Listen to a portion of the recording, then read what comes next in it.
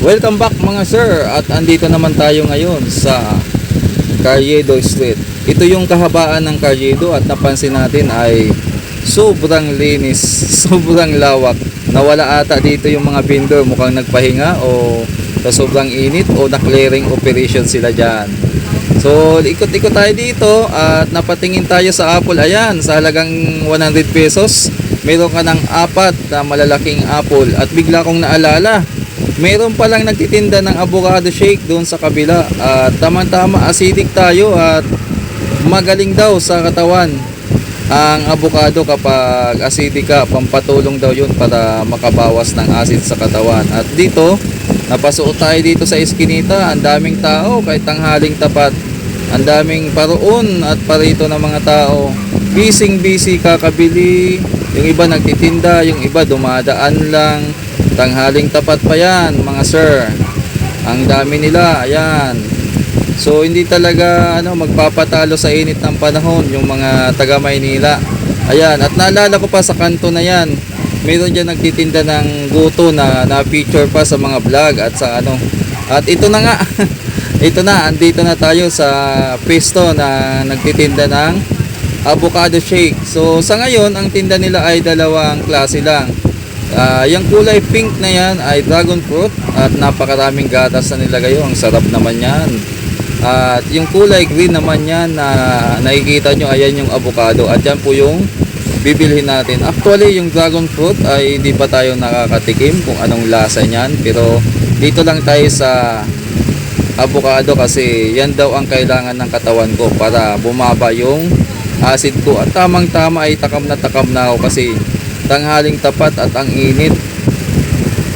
At ayan na nga, dumating na yung order natin. Ayan, hawak-hawak ko na. Nagkabayaran na kami ni Kuyang Tindero.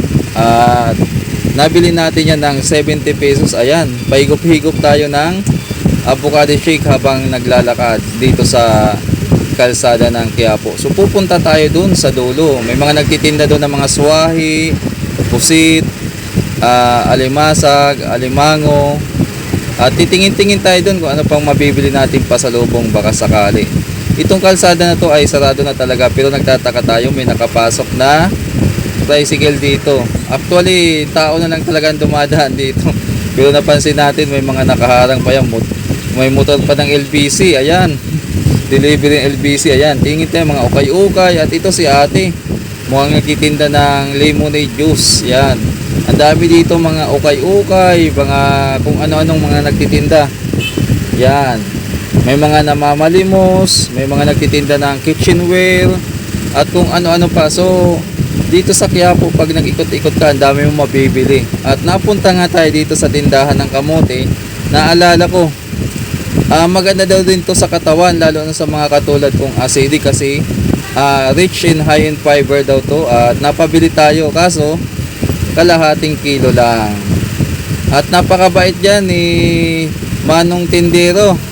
Halagang 56 pesos ay pinatawad tayo ng piso. 55 na lang daw ang babayaran natin para discounted na daw yung piso. Ayan, sabi niya.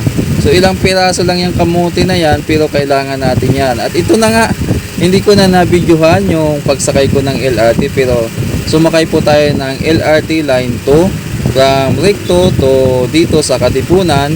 At dito tayo sasakay ngayon sa biyahe naman ng jeep mula dito sa Katipunan papuntang UP Town Center, Balara. At doon tayo sa may Nawasa. Doon tayo bababa sa may Nawasa sa Balara at sasakay tayo ng jeep papunta naman ng Tumana. Ayan, video muna tayo, video. Pasensya na, hindi tayo professional. At ito na nga, umanda na yung jeep. Siguro mga 1 or 1:30 na to kung hindi ako nagkakamali. Ayan, walang magawa. So sabi ko, wow, ayos, napakaganda ng panahon. Tingnan nyo naman, kulay asul talaga yung bughaw na bughaw talaga yung kalangitan, no? Kaya lang sobrang init na yan sa aktual. At akala ko maaliwalas ang panahon, maaliwalas din yung kalsada. At ayan na nga ayan na, na-stuck na kami sa traffic. Ayan, mapapasana all ka na lang kapag ikaw ay nakamotor. Ayan, yung mga nakamotor, tuloy-tuloy lang, walang traffic sa motor. Ang motor kasi nakakasingit kahit saan-saan. Ayan, ayan. Andun na sila sa dulo. Nag-traffic pa rin sila pero nakasingit. At ito na. Nakarating na tayo dito sa may Manila Water o Nawasa ba yan? Anong tawag yan? Basta sa tuo sa Nawasa kung anong tawag na yan.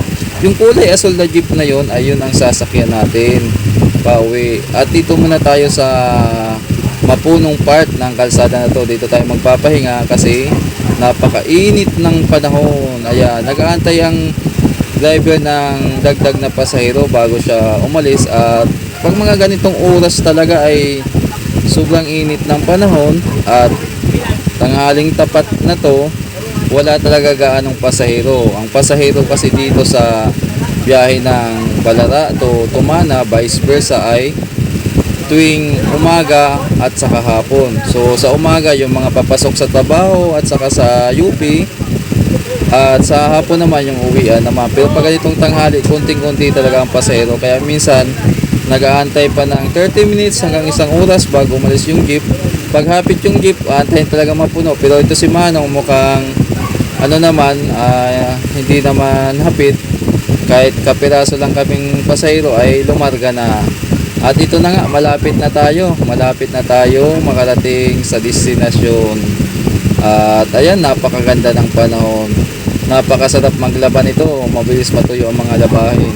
Ito na po yung ang pinakapamusong Tumana Bridge. Ayan, yan yung Tumana Bridge na tuwing nakikita nyo lang sa balita, tuwing nagbabagyo at bumabaha, yan po yung ilog ng Tumana. Ayan, maganda-ganda na ngayon yung dike namin at umaasa yung mga taga Tumana na hindi nababahain balang araw dahil sa tuloy-tuloy na tawag dito sa tuloy-tuloy na pag-aayos ng ilog ng Marikina.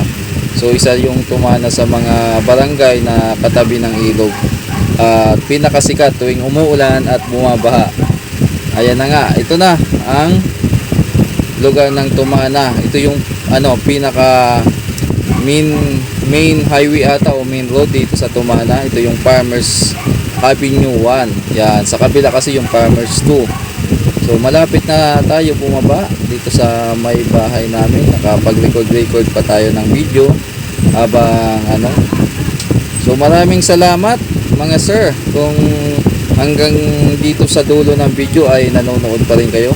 Abangan yung mga susunod nating galaan at sana samahan nyo muli ako.